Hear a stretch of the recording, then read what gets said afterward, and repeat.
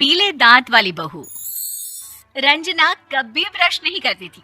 उसे कितनी बार उसके माँ बाप ने डांटा, लेकिन उसका कोई असर उस पर होता ही नहीं था, जिस कारण से उसके दांत पीले पीले हो जाते हैं। शादी के बाद। अरे बहू, वैसे तो तुझ में कोई कमी नहीं है, पर तेरे दांत दांत इतने पीले कैसे हैं बेटा? कैसे मतलब? कोई सर्जरी थोड़ी ना कराई है। वो तो क्या नाम, मैं ब्रश नहीं करती थी तो पीले हो गए। अब क्या करूं? आप कहे तो लाल करवा लूं या फिर काले? यार ये क्या है, क्यों माँ से लड़ रही हो? लड़ रही हूँ? अरे मैं लड़ रही हूँ या ये बोल रही है कि दांत पीले हैं, पीले। अरे तपस्या थोड़ी ना की है इन्हें पीले करने के लिए। बकायदा ब्रश नहीं किया है 20 साल तक, तब जाकर। छी, कैसी बात कर रही हो? ये उस वक्त तो पीले नहीं थे जब हम लोग तुम्हें देखने आए थे। अरे तब साफ करवा लिया होगा डेंटिस्ट के पास जाकर। अब देखो कैसे पीले पीले लग रहे हैं। रंजना सास की तरफ गुस्से से देखती है। फिर शुरू हो गई पीले पीले पीले। अरे पीले तो तब भी थे जब मेरे हाथ का रसगुल्ला उड़ा उड़ा कर खा रही थी और बोल रही थी, लड़की नहीं गुणों का खजाना दे रहे भाई साहब आप।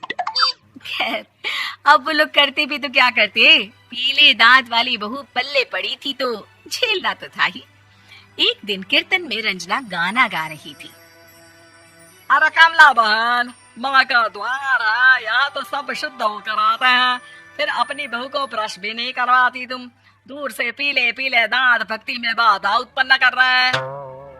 और कोई 2 साल की बच्ची थोड़ी ना लेकर आई हूँ मैं बहू बनाकर।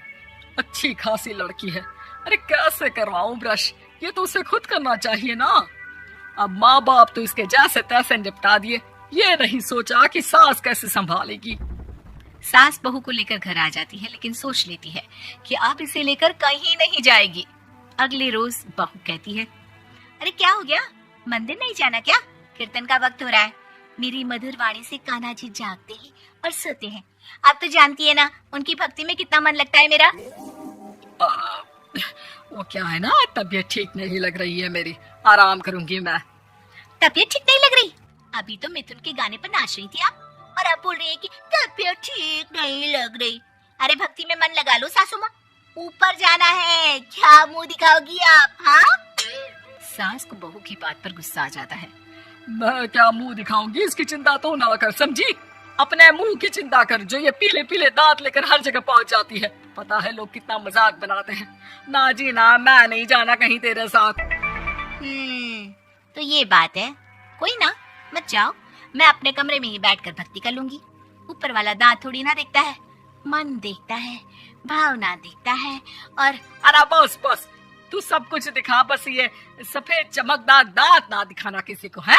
जा यहाँ से।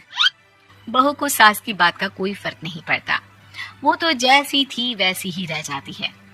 सुबह नहाकर किचन में खाना बनाना, फिर खाना खाना, कीर्तन भजन करना और सो जाना। एक दिन, माँ जी मैं सहेली के घर जा रही हूँ, शाम को लेट आऊंगी। हाँ हाँ तो जाना, मैंने कौन सा तेरी आरती करनी है घर पर बैठकर। रंजना सहेली के घर जाती है, जहाँ वो पार्टी में जाने की तैयारी कर रही होती है।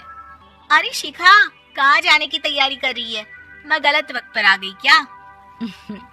अरे नहीं यार, उल्टा सही वक्त पर आ गया। मैंने ये साड़ी और ज्वेलरी निकाली है यार, शाम को इनके ऑफिस की एक पार्टी में जाना है। बताना कैसा लग रहा है ये सब? नहीं यार, इस ड्रेस के साथ तो वो वाली ज्वेलरी अच्छी लगेगी।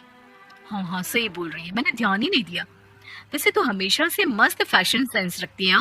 तो बड़ा जाती होगी ना पति के साथ पार्टी में। रंजना कुछ नहीं बोलती, बस सोचती है कि यार काश ये बात सही हो जाती। पर मैं क्यों नहीं जाती पार्टी में? क्या इन लोगों की कोई पार्टी होती नहीं होगी? रंजना घर आती है और रात में पति से सवाल करती है, एक बात बताइए, आप मुझे किसी पार्टी में क्यों नहीं ले जाते? क्या आपके यहाँ ऑफिस में पार्टी नहीं होती? पति बेचारा क्या कहता कि दांत पीले हैं तुम्हारे इसलिए। अरे कोई पार्टी होती नहीं हम लोगों के ऑफिस में, तो कहाँ से लेकर जाऊं? और मार्केट, मॉल, कहीं वीकेंड घूमना, कहीं तो। अरे यार सारे हफ्ते में एक छुट्टी मिलती है, तो सोचता हूँ कि आराम ही कर लूं। क्यों? रंजना मन मार के रह जाती है। पहले कभी सास के साथ मंदिर जाया करती थी, लेकिन वो भी सास ने ले जाना बंद कर दिया। घर बैठी बैठी रंजना बोर हो जाती है, तभी उसे आइडिया आता है और वो मायके जाने का सोचती है। सासू माँ, 2 दिनों के लिए मम्मी के घर जा रही हूँ। अच्छा अच्छा ठीक है, आराम से जा। और हाँ, माँ से कुछ अच्छी आदत सीख कर आना कि कैसे शरीर के हर भाग की तरह दांतों की सफाई भी जरूरी होती है, समझी? शुरू हो गई ना आप? वो लोग आपकी तरह नहीं है कि छोटी छोटी बात का बतंगड़ बना दे। उन लोगों के लिए मैं मायने रखती हूँ, ना कि मेरे पीले पीले दांत।